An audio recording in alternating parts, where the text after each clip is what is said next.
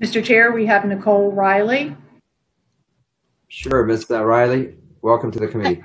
Yeah, Mr. Chairman and members of the committee, I'm actually here. Nicole Riley is the Virginia State Director for the National Federation of Independent Business. I'm also authorized to speak on behalf of the Virginia Trucking Association, the Virginia Seafood Council, the Precast Concrete Association, and the Richmond Municipal Area Contractors.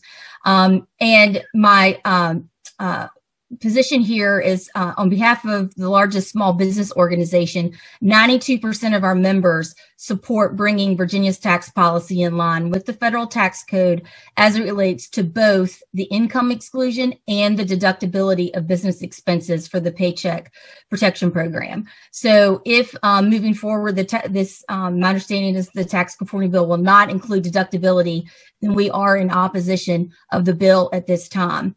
Many small business owners are struggling, and the last thing that they need is a surprise tax bill. It's imperative that you protect small businesses by conforming to the federal IRS tax code to include deductibility of business expenses.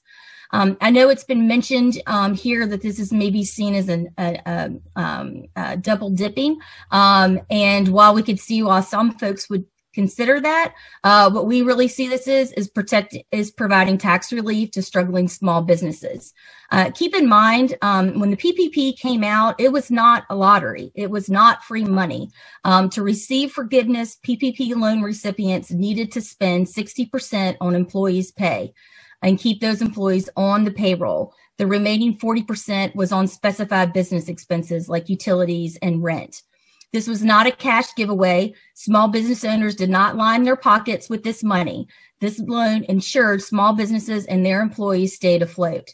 So many of these small business owners here in Virginia who took a PPP didn't take it to expand their business like they normally would with a loan. They did it because government shut down the economy, told them they couldn't work. And oh, by the way, we'd like you to sort of be another Virginia Employment Commission and keep your employees paid even when they're not working. So many of these small businesses took this because they needed to.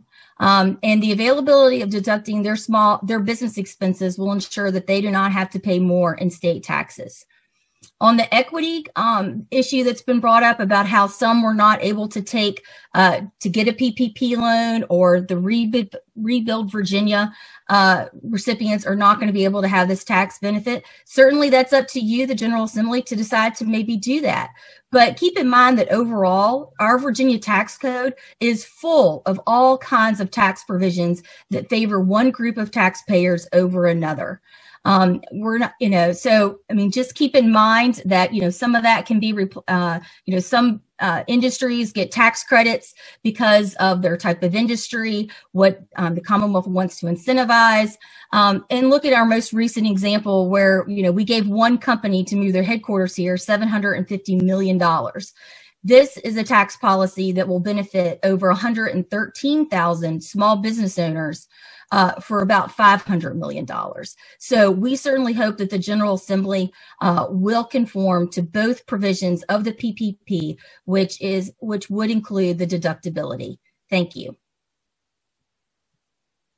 Mr. Chair. Thank you, Ms. Walker. Anybody else, Madam Clerk? Mr. Chair, the last speaker is Stephen Hayner. Sure, Mr. Hayner. Ladies and gentlemen of the committee, thank you for your attention. I will not take too long, but may I open with a question for the patron? Is there a substitute for this bill, or are we talking about the bill as introduced? There is a substitute. The substitute reflects the action of Congress, which was signed into law on the 27th of December. The bill as introduced was prior to that. Therefore, the substitute, which is, I believe, online, but certainly needs to be adopted by the committee before we take action. Well, and one of the reasons I ask is it's going to be my recommendation to the members of the committee that they reject the substitute and take a look at the original bill. Let's talk about what's really going on here, and let's just use plain language.